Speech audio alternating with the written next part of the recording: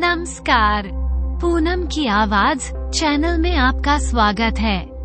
हमारा आज का प्रसंग महाकवि कालिदास जी के बारे में है।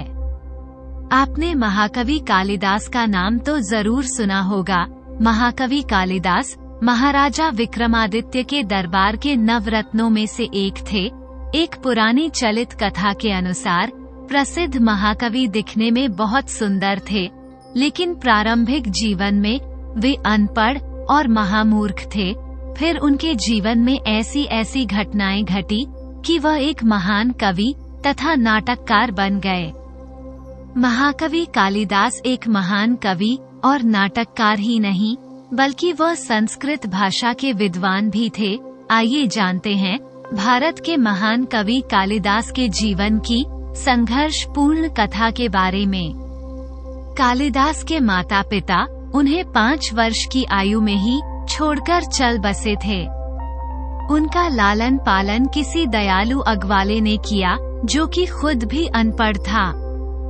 कालिदास पशुओं की देखभाल में उनका हाथ बटाते थे तथा पशु चराने के बाद जो समय उन्हें मिलता था, उस समय वो गांव के काली माँ के मंदिर में जाकर पूजा अर्चना किया करते थे। इसलिए उनका नाम कालिदास पड़ा। कालिदास नाम का शाब्दिक अर्थ है काली का सेवक। उनके संबंध में कहा जाता है कि माँ काली के आशीर्वाद से ही वो परम विद्वान बने। वाराणसी के नरेश की एक पुत्री थी जिसका नाम विद्योत्मा था। राजकुमारी विद्योत्मा बहुत बुद्धिमान, रूपवती और गुणवान थी। एक दिन राजा ने अपनी पत्नी से कहा, मुझे चिंता है कि हमारी राजकुमारी विद्योत्तमा के लिए उसके जैसा ही रूपवान और गुणवान वर कहाँ मिलेगा। उनकी पत्नी ने कहा कि भरूची विद्वान है, वो सब प्रकार से हमारी पुत्री के लिए ठीक है। राजकुमारी विद्योत्तमा को अपने ज्ञान पर बहुत अभिमान था, इसलिए विद्योत्तमा को मनाना आसान नहीं था। राजकुमारी विद्योत्तमा का ये प्रण था कि वो उसी युवक से विवाह करेगी जो उसे शास्त्रार्थ में पराजित कर देगा। उसने अपने माता पिता से कहा कि जो पुरुष मुझे शास्त्रार्थ में हराएगा, मैं उसी से विवाह करूंगी। महाराज ने ये घोषणा पूरे राज्य में करवा दी कि जो कोई भी राजकुमारी विद्योत्तमा को शास्त्रार्थ में हराएगा, राजकुमारी विद्योत्तमा उसी से विवाह करेंगी। राजकुमारी विद्योत्तमा से शास्त्रार्थ करने के लिए दूर दूर से बड़े बड़े विद्वान आए और राजकुमारी से शास्त्रार्थ में हार गए। उन विद्वानों के मन में ग्लानि उत्पन्न हो गई। इसके बाद महाराज और महारानी की ओर से विद्वान बरूची को इस बारे में बताया गया। विद्वान बरूची ने जब ये सुना तो उसने राजकुमारी विद्योत्तमा की इस चुनौती को स्वीकार कर लिया। विद्योत्तमा बरूची की चुनौती सुनकर घबरा गई, क्योंकि उसे भरूची बिल्कुल भी पसंद नहीं था, इसलिए वह उससे विवाह भी नहीं करना चाहती थी। शास्त्रार्थ के दिन विद्योत्तमा ने ये शर्त रखी कि शास्त्रार्थ मूक भाषा में होगा।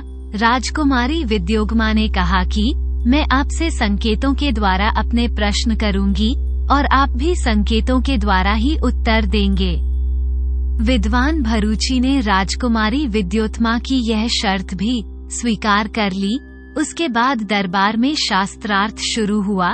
तब अपने पहले प्रश्न के लिए राजकुमारी विद्योत्तमा ने अपनी एक उंगली ऊपर उठाई, परंतु उसका जे संकेत देखकर भरूची को कुछ भी समझ नहीं आया और उसने राजकुमारी विद्योत्तमा से अपनी हार मान ली। ये देखकर राजकुमारी विद्योत्तमा खुश हो गई और उसने भरूची को धन्यवाद कहा। भरूची को अपना यह अपमान सहन नहीं हुआ और उसने मन ही मन राजकुमारी विद्योत्तमा से बदला लेने का संकल्प लिया। घर जाते भरूची को रास्ते में मंद बुद्धि कालिदास दिखाई दिए, जो पेड़ की उसी डाल को काट रहे थे जिस पर वह स्वयं बैठे थे। भरूची ने कालिदास से कहा, अरे मंद बुद्धि आदमी, तुम ये क्या कर रहे हो? ऐसे तो तुम पेड़ से नीचे गिर जाओगे। उसकी बात सुनकर कालिदास ने उससे कहा कि तुम्हें इससे क्या? तुम अपना काम करो। उसके बाद कालिदास की यह बात सुनकर भरूची अपने रास्ते चला गया। अभी वह वहां से कुछ ही दूर गया था कि इतने में कालिदास पेड़ की डाल के साथ नीचे गिर पड़े। उसके बाद उन्होंने भरूची को बुलाकर पूछा कि ये तुमने कैसे जाना कि मैं पेड़ से नीचे गिर जाऊंगा? कालिदास की बात सुनकर रुचि ने उससे कहा कि इसमें जानने की क्या बात है? जो भी मैंने देखा वो तुम्हें बता दिया कि आगे क्या होने वाला है। उसके बाद कालिदास ने कहा, पर मैं तो इस बात को नहीं समझा कि मैं गिरने वाला हूँ। फिर कालिदास उससे कहने लगा, मुझे तो तुम ज्योतिषी लगते हो, क्योंकि तुमने तो मुझे पहले ही बता दिया कि मैं पेड़ से नीचे गिर जाऊंगा। कालिदास ने भरूची के पैर पकड़ लिए और उससे कहने लगा कि मुझ पर दया करो और मुझे तुम ये बताओ कि मेरे भाग्य में क्या लिखा है। भरूची ने मन ही मन सोचा कि राजकुमारी विद्युत्मा से बदला लेने के लिए यह मंद बुद्धि कालिदास बिल्कुल ठीक है। उसने कालिदास से कहा कि तुम्हारे भाग्य में एक राजकुमारी से विवाह होना लिखा है। उसके बाद गुरुजी कालिदास को अपने साथ अपने घर ले गया और घर जाकर उसे विद्वानों जैसे कपड़े पहनाए। फिर वो कालिदास को लेकर राजमहल की तरफ चल पड़ा। रास्ते में जाते हुए भरूची ने कालिदास से कहा कि ध्यान रखना कि महाराज को देखते ही तुम उन पर पुष्प वर्षा करना और ओम स्वस्ति कहकर आशीर्वाद देना। दोनों राजा के महल में राजा के पास पहुंचते हैं। तब कालिदास राजा पर पुष्प वर्षा करते हैं और ओम स्वास्ति के बजाय जुष्ट का उच्चारण करते हैं। राजा को कुछ भी समझ में नहीं आता कि वो क्या कह रहे हैं। तब भरूची स्थिति को संभालते हुए कहता है, महाराज, ये बहुत विद्वान ब्राह्मण है, इन्होंने आपको एक विशेष आशीर्वाद दिया है। भरूची आगे कहता है, महाराज, यह विद्वान ब्राह्मण कालिदास है। यह आपकी पुत्री राजकुमारी विद्योत्मा के साथ शास्त्रार्थ करने के लिए आए हैं।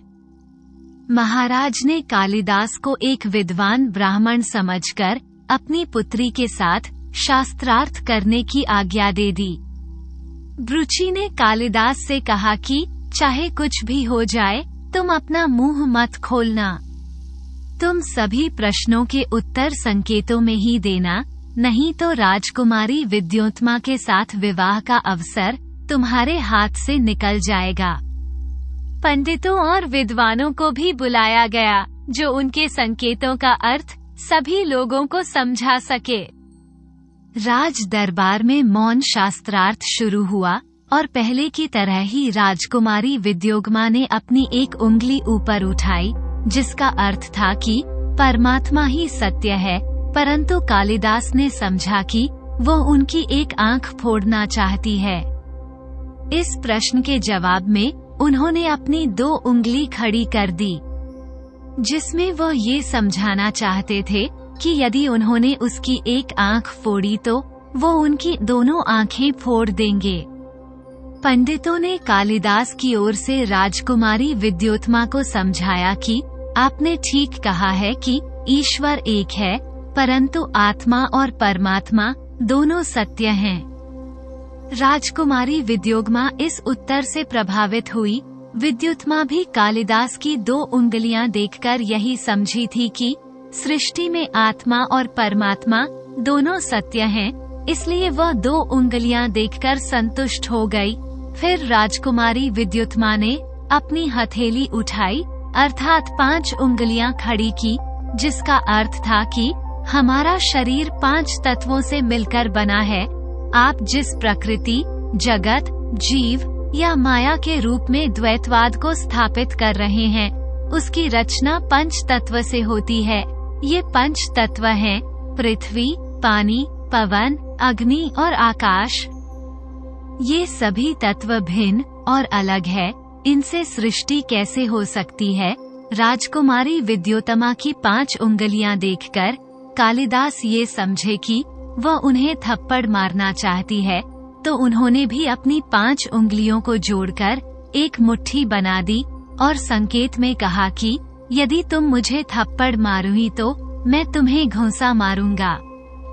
कालिदास के द्वारा उत्तर में दिए गए संकेत को देखकर विद्वानों ने राजकुमारी विद्योत्मा को बताया कि इनके कहने का तात्पर्य यह है कि जब तक तत्व अलग अलग हैं, तब तक इनसे कोई विशेष कार्य सिद्ध हो पाना असंभव है।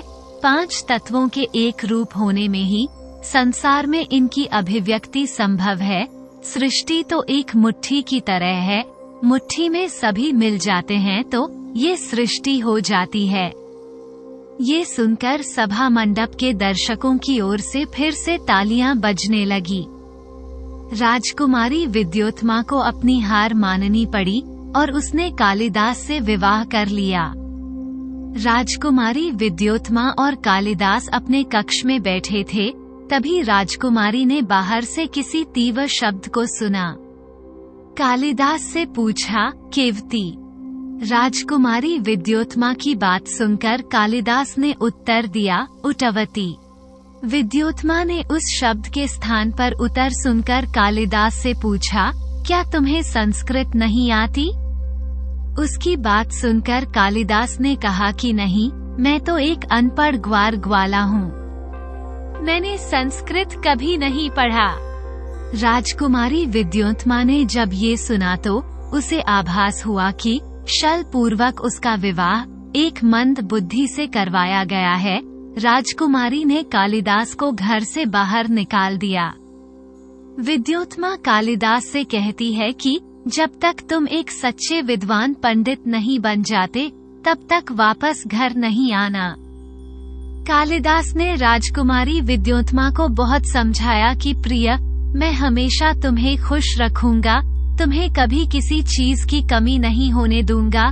परंतु राजकुमारी विद्योत्मा को एक मंदबुद्धि को अपने पति के रूप में स्वीकार करना पसंद नहीं था।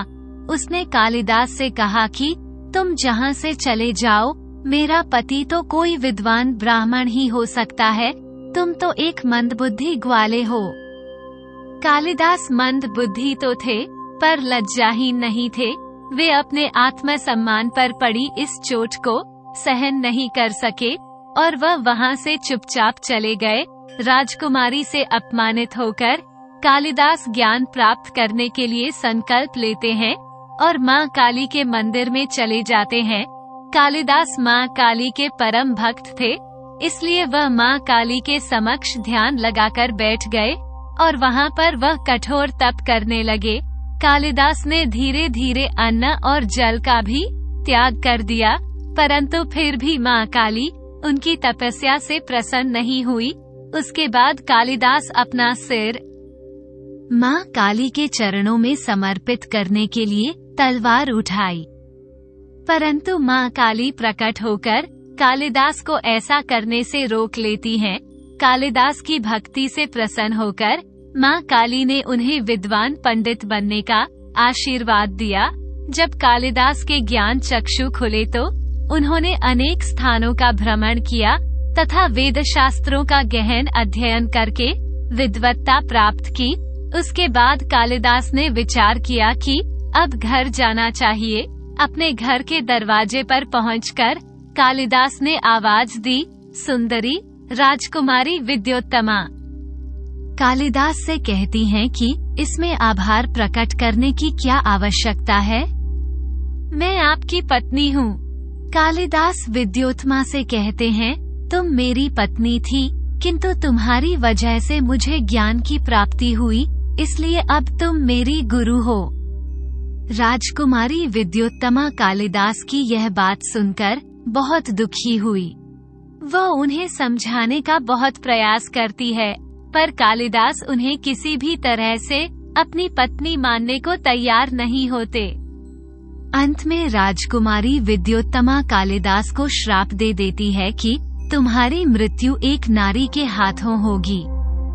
कालिदास अपनी पत्नी को छोड़कर जंगल की तरफ प्रस्थान करते हैं। वो जंगल में ही भ्रमण करने लगते हैं।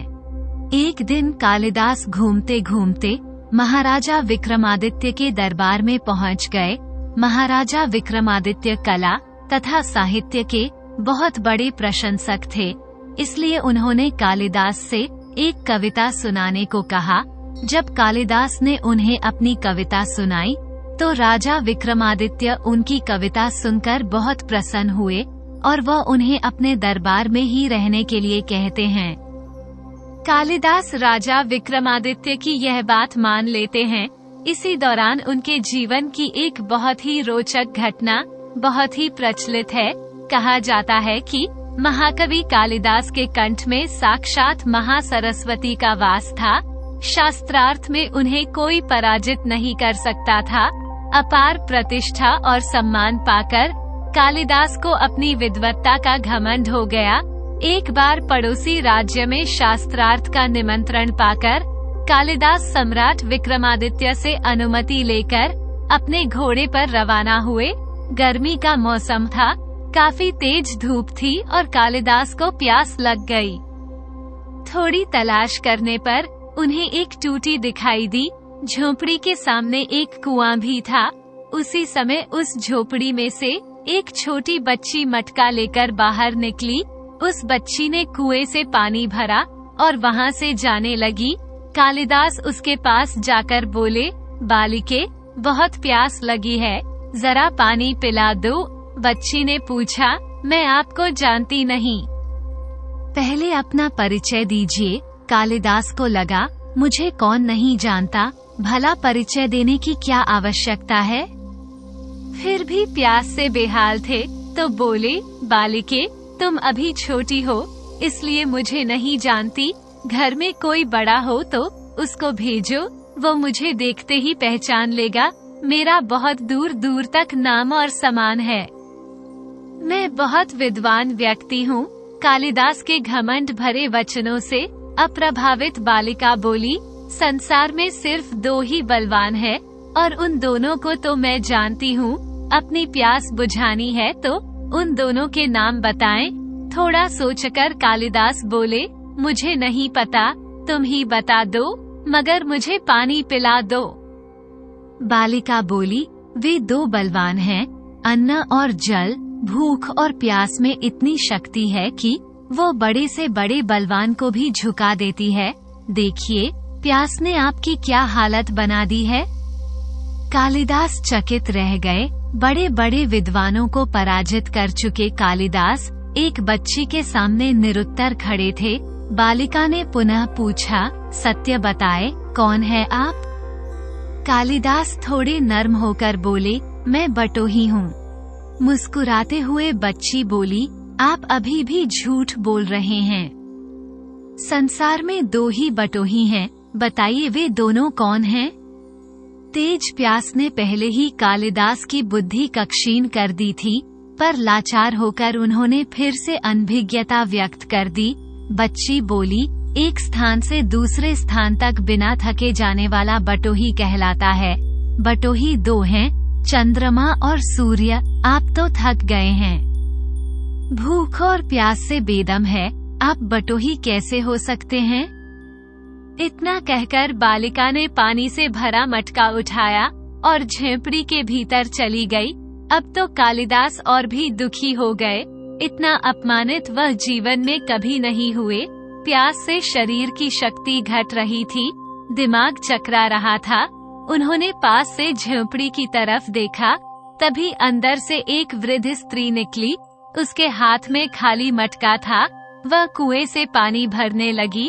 अब तक काफी बिन्म हो चुके कालिदास बोले, माते, पानी पिला दीजिए, बड़ा पुण्य होगा। वह स्त्री बोली, बेटा, मैं तुम्हें जानती नहीं, अपना परिचय दो तो मैं तुम्हें अवश्य पानी पिला दूंगी। कालिदास ने कहा, मैं मेहमान हूँ, कृपया आप मुझे पानी पिला दें। वह स्त्री बोली, तुम मेहमान कैसे हो सकते हो। संसार में दो ही मेहमान हैं, धन और यौवन। इन्हें जाने में समय नहीं लगता। सत्य बताओ, कौन हो तुम। अब तक के सारे तर्कों से पराजित हताश कालिदास बोले, मैं सहनशील हूँ, अब पानी पिला दें। उस स्त्री ने कहा, नहीं नहीं, सहनशील तो संसार में दो ही हैं, धरती और पेड़। कालिदास लगभग मूर्छा की स्थिति में आ गए। तर्क वितर्क से झिलाकर बोले, मैं हठी हूँ। स्त्री बोली, फिर असत्य। हठी तो संसार में दो ही हैं, नाखून और केश। कितना भी काटो बार बार निकल आते हैं। पूरी तरह पराजित हो चुके कालिदास ने कहा, मैं मूर्ख हूँ। उस स्त्री ने कहा, नहीं, तुम मूर्ख कैसे हो सकते हो? मूर्ख दो ही हैं, पहले राजा जो बिना योग्यता के भी सब प्रशासन करता है, और दूसरा दरबारी जो राजा को प्रसन्न करने के लिए गलत बात पर भी तर्क करके उसको सही सिद्ध करने की चेष्टा करता है। कालिदास उस वृद्ध स्त्री के चरणों में गिर पड़े और पानी की जांचना में गिड़गिड़ाने लगे। उस वृद्ध स्त्री ने बोला, उठो वत्स। कालिदास ने यह आवाज सुनकर ऊपर देखा तो साक्षात माता सरस्वती वहां खड़ी थी। कालिदास उन्हें नतमस्तक हो गए। सरस्वती माता ने कहा, शिक्षा से ज्ञान आता है, ना कि अहंकार। तुमने मान और प्रतिष्ठा को ही अपनी उपलब्धि मान लिया और अहंकार कर बैठे। इसलिए मुझे तुम्हारे चक्षु खोलने के लिए स्वांग करना पड़ा। इस प्रकार कालिदास को अपनी नश्वर विद्वता का भान हो गया। एक दिन कालिदास की इच्छा हुई कि वह दरबारी जीवन पर एक नाटक की रचना करें। कालिदास नाटक की रचना करने लगते हैं, जिसमें मालविका मित्रम उनका पहला नाटक था। इसकी प्रस्तावना में उन्होंने इच्छा प्रकट की कि उन्हें नाटककार के रूप में ख्याति प्राप्त हो। कालिदास का पहला नाटक मालविका मित्रम बहुत लोकप्रिय हुआ तथा उनके दूसरे नाटक शकुंतलम ने भी बहुत अधिक सफलता प्राप्त की। इससे नाटककार के रूप में कालिदास की ख्याति में 4 चांद लग गए। एक दिन राजा विक्रमादित्य ने कालिदास से कहा, तुम इतनी सारी कविताओं की रचना करते हो, परंतु मेरी प्रशंसा में कोई कविता लिखने पर इनकार क्यों कर देते हो?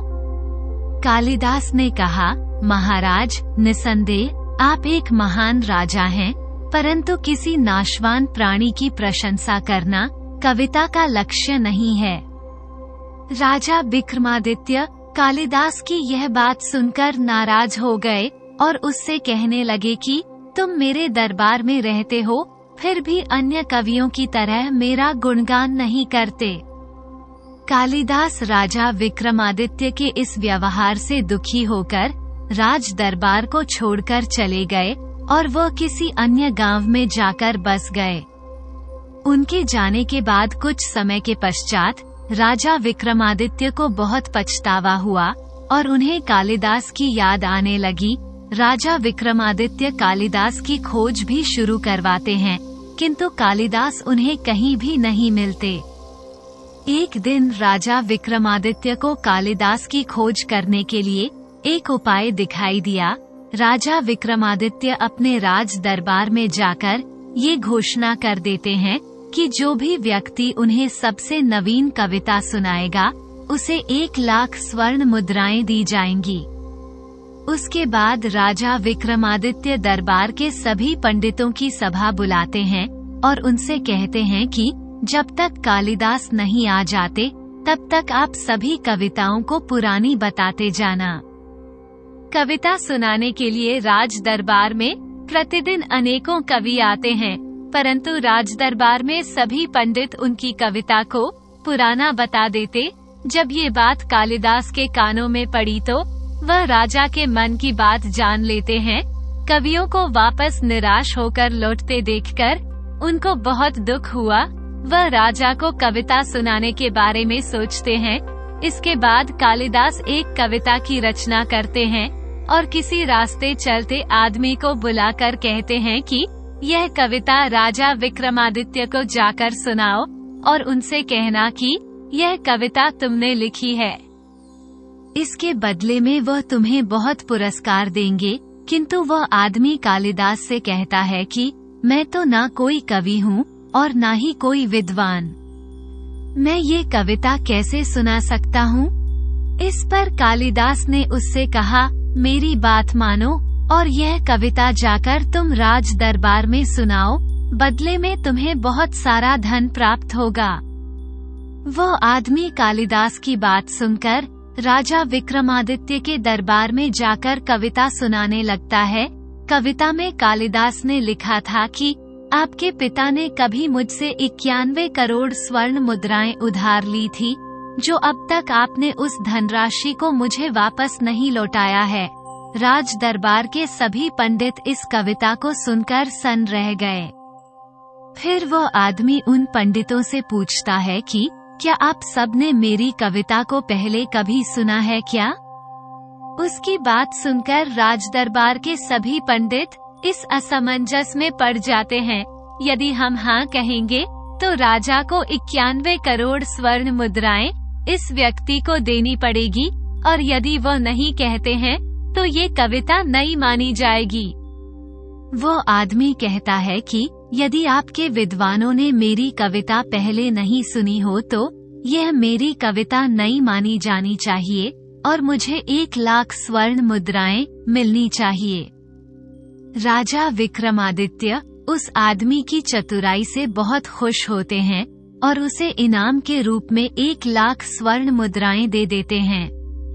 उसके बाद राजा विक्रमादित्य उस आदमी से पूछते हैं, क्या ये कविता तुमने स्वयं लिखी है? राजा की बात सुनकर वो आदमी थोड़ा घबरा गया। राजा विक्रमादित्य उस व्यक्ति से कहते हैं कि डरो मत, अब ये धन तुम्हारा है, सच सच बताओ, अगर झूठ बोलोगे तो दंड मिलेगा। वह व्यक्ति कहता है कि महाराज, यह कविता मैंने नहीं लिखी, हमारे गांव में एक विद्वान है, यह कविता उन्होंने ही लिखी है। उस व्यक्ति की बात सुनकर राजा विक्रमादित्य समझ जाते हैं कि यह कविता अवश्य ही कवि कालिदास ने लिखी है। फिर वो उस आदमी से पूछते हैं कि तुम्हारा गांव कौन सा है, तुम कहाँ रहते हो, मुझे उस विद्वान से मिलना है। वह व्यक्ति राजा विक्रमादित्य को कालिदास के घर पर लेकर जाता है। राजा विक्रमादित्य कालिदास से मिलकर कहते हैं, कालिदास, मैं समझ गया था कि यह कविता तुमने ही लिखी है। तुम मेरी अनुचित कही हुई बात को भूल जाओ और राज दरबार में वापस चलो। कालिदास राजा की बात मान लेते हैं और उनके साथ दरबार में चलने के लिए तैयार हो जाते हैं। इस मेल मिलाप के बाद भी उनमें मतभेद बने रहते हैं। जब भी कोई ऐसी वैसी बात होती तो कालिदास कहीं रूठ कर चले जाते और बहुत मनाने के बाद ही वापस लौटते थे। एक बार तो ऐसा हुआ कि कालिदास दरबार में आने से इनकार कर देते हैं। एक बार राजा विक्रमादित्य को ये जानने की इच्छा हुई कि कालिदास उनके बारे में क्या सोचते हैं, इसलिए अपना भेष बदलकर राजा विक्रमादित्य कालिदास के पास पहुंचते हैं। राजा कालिदास को देखकर उनको प्रणाम करते हैं और उनसे कहते हैं कि मैं धारानगर से आया हूँ। कालिदास उन्हें पधारने के लिए कहते हैं और वो उनसे राजा विक्रमादित्य के बारे में पूछते हैं। कालिदास के पूछने पर राजा बोलते हैं कि उनका हाल ही में देहांत हो गया। कालिदास राजा की मृत्यु पर बहुत भावुक होते हैं और उनके गुणगान में एक कविता सुनाते हैं। तब राजा विक्रमादित्य अपने असली रूप में आकर कहते हैं कि कालिदास, आज तुमने आखिर मेरा गुणगान अपनी कविता में कर ही दिया। कालिदास राजा विक्रमादित्य को जिंदा देखकर बहुत प्रसन्न होते हैं और उन्हें अपने गले से लगा लेते हैं। कुछ समय के पश्चात दोनों में फिर से मनमुटाव हो जाता है और कालिदास श्रीलंका चले जाते हैं। श्रीलंका के नरेश कुमार दास कालिदास का बड़ा सम्मान करते थे, फिर भी कालिदास ने उनके पास ना जाने का निश्चय किया। कालिदास सोचते हैं कि यदि राजा कुमार दास को मेरे यहाँ आने का पता चला तो वो राजा विक्रमादित्य को मेरे जहाँ होने की सूचना दे सकते हैं। अतः कालिदास किसी नर्तकी के जहाँ ठहर जाते हैं। राजा विक्रमादित्य की तरह राजा कुमारदास भी साहित्य तथा कला के बहुत प्रेमी थे। इसलिए वो अपने नगर में यह ऐलान करवाते हैं कि जो कोई भी व्यक्ति इस छंद को पूरा करेगा उसे महाराज 1,00,000 स्वर्ण मुद्राएं प्रदान करेंगे। किंतु कोई भी व्यक्ति उस छंद को पूरा नहीं कर पाता। तब एक नर्तकी यह बात कालिदास को बताती है। कालिदास उस नर्तकी से कहते हैं, ये छंद तो बहुत आसान है, मैं इसे पूरा कर सकता। नर्तकी कालिदास से छंद की रचना करने के लिए कहती है। नर्तकी सोचती है कि इस छंद पर महाराज मुझे अवश्य पुरस्कार देंगे, किंतु ये कालिदास ले लेगा। इसलिए वह कालिदास को पीछे से सुरा घोंप देती है, जिससे कालिदास की मृत्यु हो जाती है। नर्तकी जब वह छंद राजा को सुनाती है तो वह सुनकर बहुत प्रसन्न होते हैं, परंतु राजा कुमार दास छंद की शैली से समझ जाते हैं कि ये छंद कवि कालिदास ने लिखी है। राजा कुमारदास नर्तकी से पूछते हैं, क्या छंद सचमुच तुमने लिखी है? सच सच बताओ, अन्यथा तुम्हें कालकोठरी में बंद करवा दूंगा। ये बात सुनकर नर्तकी डर गई और वह राजा से कहने लगी कि क्षमा करें महाराज, ये छंद मैंने नहीं लिखी, मुझे लालच ने अंधा कर दिया था, इसलिए मैंने उस रचनाकार की हत्या कर दी जिसने ये छंद लिखी थी। राजा कुमार दास तुरंत नर्तकी के साथ उसके घर जाते हैं और वहां जाकर देखते हैं कि कवि कालिदास का मृत शरीर जमीन पर पड़ा है। राजा कुमार दास कहते हैं कि हे भगवान, थोड़े से धन के लालच में इस दुष्ट नारी ने इस महान व्यक्ति के प्राण ले लिए। राजा कुमार दास कवि कालिदास का दाह संस्कार करवाते हैं। राजा कुमार दास उनकी मृत्यु के शौक से इस कदर डूब जाते हैं कि खुद भी उसी चिता में कूद पड़ते हैं, जिससे उनका शरीर भी जलकर राख हो जाता है। एक शिलालेख के अनुसार महाराजा विक्रमादित्य के आश्रय में कार्तिक शुक्ला एकादशी रविवार के दिन 95 वर्ष की आयु में कवि कालिदास ने अपने प्राण त्यागे थे। महाकवि कालिदास संस्कृत भाषा के कवि और नाटककार थे। वह महाराजा विक्रमादित्य के दरबार के नवरत्नों में से एक थे। उनकी रचन अभिज्ञान शाकुंतलम सबसे प्रसिद्ध है। आशा करते ही कि आपको हमारी यह प्रस्तुति अच्छी लगी होगी। तो वीडियो को लाइक करें, चैनल को सब्सक्राइब करें। वीडियो को अंत तक देखने के लिए आपका धन्यवाद।